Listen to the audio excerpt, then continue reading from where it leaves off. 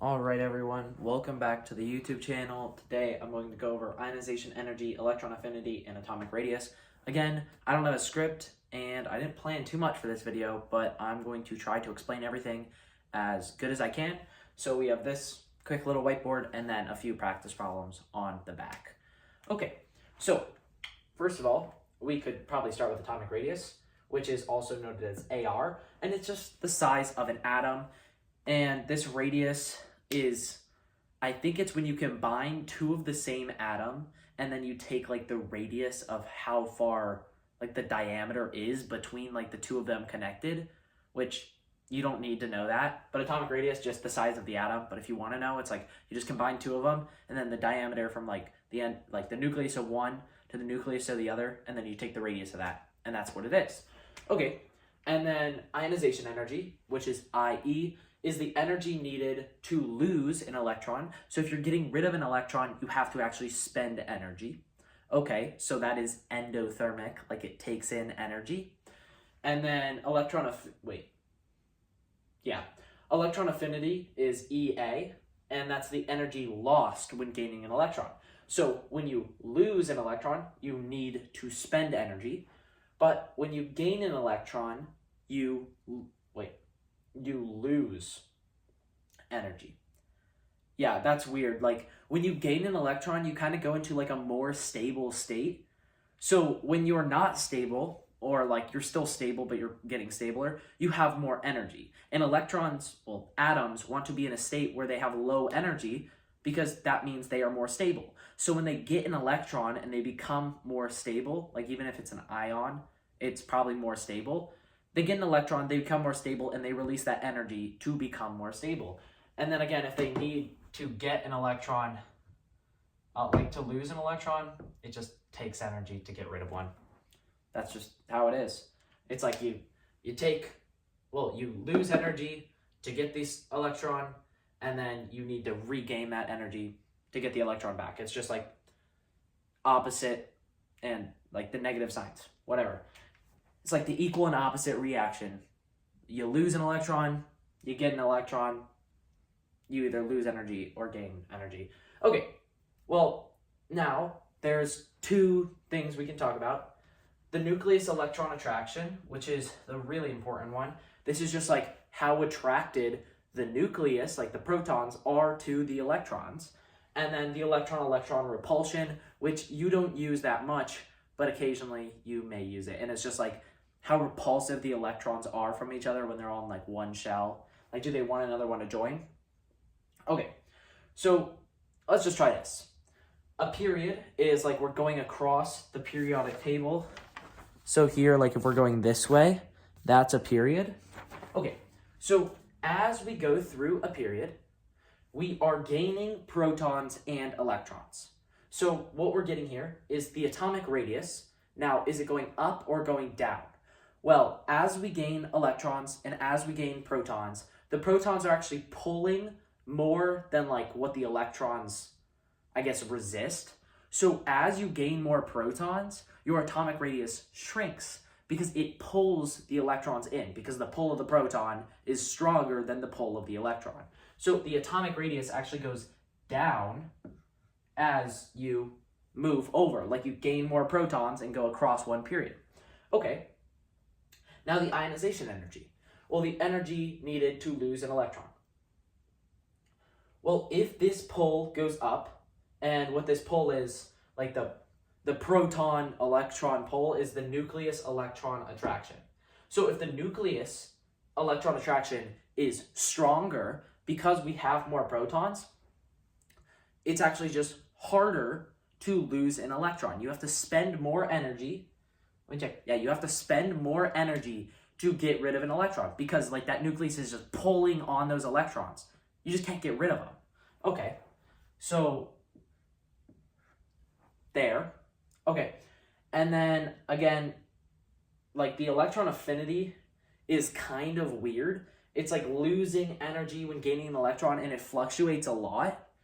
But basically, as you move over in a period, I guess you could just say since like this nucleus electron attraction is like higher, it also will lose more energy. I guess it's like closer to becoming stable. I don't know. It'll lose more energy like the further you get in the period. But really what you need to know is the nucleus electron attraction and this IE and EA are like directly like proportional. Like if electron attraction gets stronger, then IE gets stronger. You need more energy to take away an electron, and EA gets stronger. Like, I guess since it's poling, I don't even know how to explain this one. I didn't get it explained to me very well, and I asked many times. But like, these both go up when nucleus electron attraction goes up, and then atomic radius gets smaller the more protons you have. But if you are moving down the columns, which would be like this column, or this column, or this column, or this column, then your atomic radius, it doesn't go down. It's because when you move a column, you actually gain like a new shell. So instead of having like, you have like 1s, right? 1s, 1s, 2s, 2p, 3s, 3p. So once you go from 1s to 2s, that's a whole nother shell. Like the electron's like here, and then adding that shell just like makes it expand, right? So that atomic radius, even though you have more protons, from just adding that one more shell, the like atom just gets bigger. Okay, so when you move down a column and you add another valence shell, it gets bigger.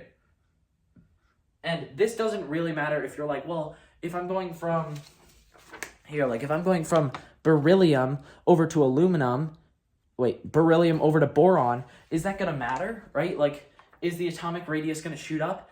And it's no, because going from like 2s to 2p, things like with the same coefficient in front of them, 2, then it doesn't change the atomic radius much because those electron shells are so close to each other that it doesn't really influence like the size of the atom. Like it's negligible compared to adding another proton, and that proton's just going to pull more and make the radius smaller, if that makes sense. Okay, and then the IE and EA, again, we know are directly related to the nucleus electron attraction. So as we go down a column, since the atomic radius is getting bigger, this means the nucleus electron attraction is going to get smaller because there are electrons further away from the nucleus. So you have the nucleus in the center, then you have like some electrons, then you add more electrons on a new shell, and it's like there's all these electrons out here that are further from the protons. So like the protons' pull on these electrons are smaller. So by adding that extra shell, the pull is smaller, and therefore nucleus electron attraction goes down, which I guess you could say atomic radius and nucleus electron attraction are inversely related. If the atomic radius goes up, this goes down. If the atomic radius goes down, this goes up. So if this atomic radius goes up, then the ionization energy goes down, down. Okay, so as you go columns, the atomic radius gets bigger because you added a shell. Like added another, just shell, and it just got bigger.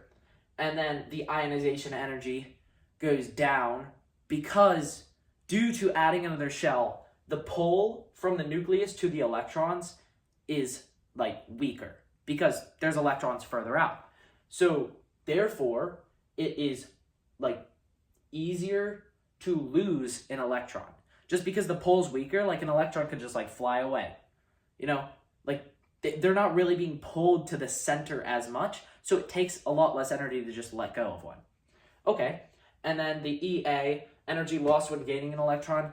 Again, it's not too easy to explain, but it loses less energy, and you're just like, okay, if IE is down, then EA is probably down as well. But there are some exceptions to this rule, and I guess I could show you them now. Like when IE goes up instead of down.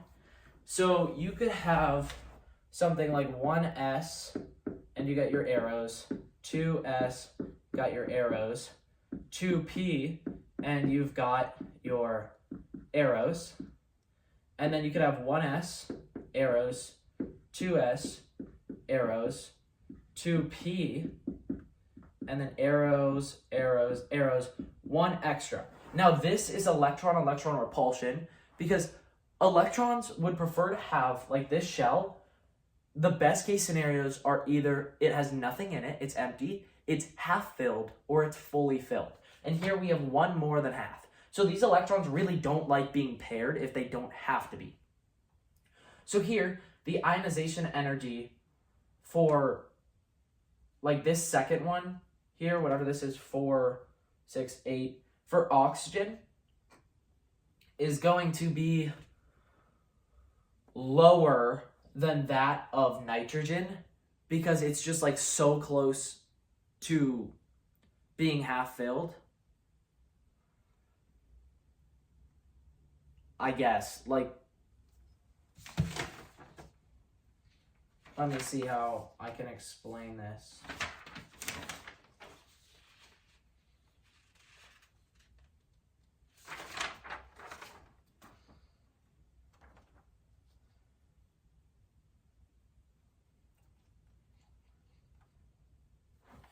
So, here we have the graph of the ionization energy, and you can see that like when there's one extra like paired row of electrons, the ionization energy just drops.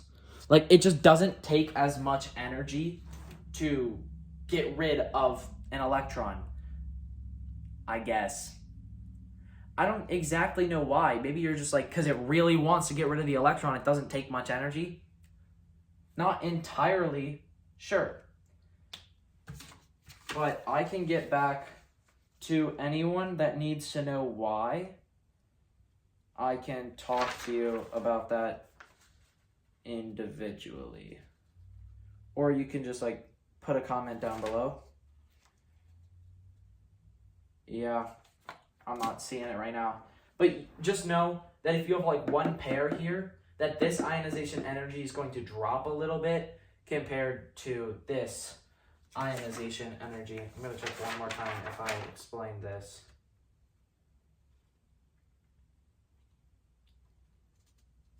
No, I can't find it. Okay, well, we went over that. Now let's do a couple examples and explain why. Okay, so first find the larger atom, phosphorus or chlorine. Okay, phosphorus is right here, 15, and chlorine is 17. Okay, so the larger atom, again, since they are in the same row, again, we know like as we go down a row, atomic radius gets smaller because as you add more protons, the pole gets stronger, so the atom actually gets smaller. Okay, so the more, like, the higher the atomic number, the smaller the atomic radius, like while it's in the same row. Okay, so since chlorine has like more protons in it, phosphorus is larger. And it's because like phosphorus has a higher, wait, no, it actually has a lower. It has a lower nucleus, comma, electron attraction. So since it has a lower nucleus electron attraction, the atom is actually bigger because the protons are pulling less on the electrons and like pulling them in. It's pulling less than chlorine. So you could also say like chlorine has a larger nucleus electron attraction, so therefore phosphorus is smaller. Okay, now which has a higher ionization energy? Se or Br? So here is selenium 34 and bromine is 35. Okay, so again, ionization energy goes directly hand in hand with nucleus electron attraction. So whichever one has less protons has, well, like since they're in the same row, the one with less protons has less of a nucleus electron attraction, which would,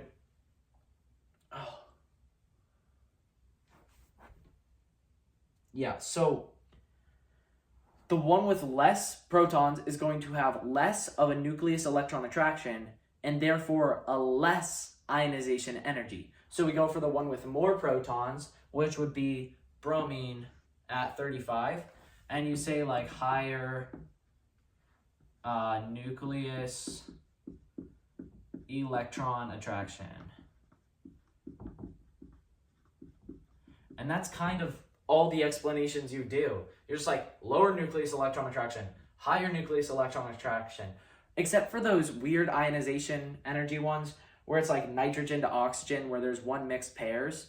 And you basically just say like, oh, oxygen has a higher electron-electron repulsion. That's what you want to say, electron-electron repulsion, because it has like one pair of electrons, while like nitrogen does not.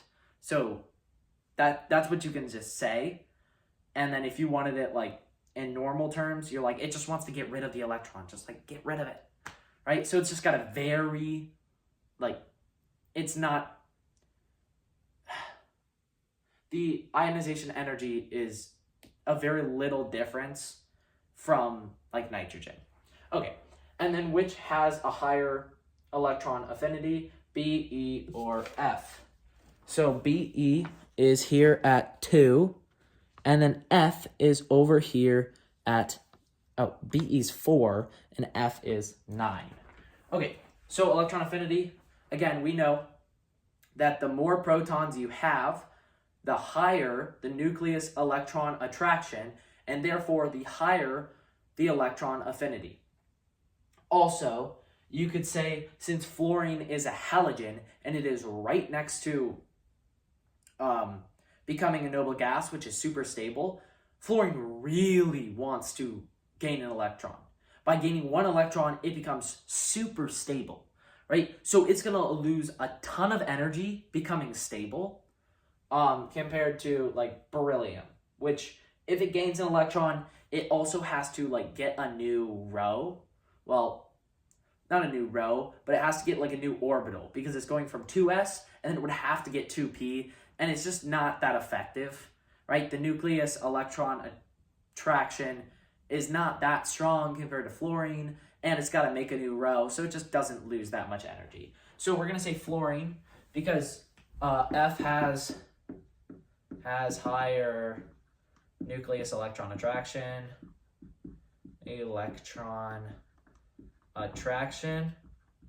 and then you could always throw in like beryllium also needs to make a new like electron orbital for this, which would mean it doesn't release that much energy. Again, I don't know why I've asked these questions and I haven't gotten answers. And then fluorine like is so close to becoming a noble gas and becoming like super stable, so it's going to lose a lot of energy to become a noble gas and become that stable. Sorry if this video wasn't that helpful, but I hope you know more now than when you started the video. Okay, thank you so much for watching, and I'll see you guys in the next one.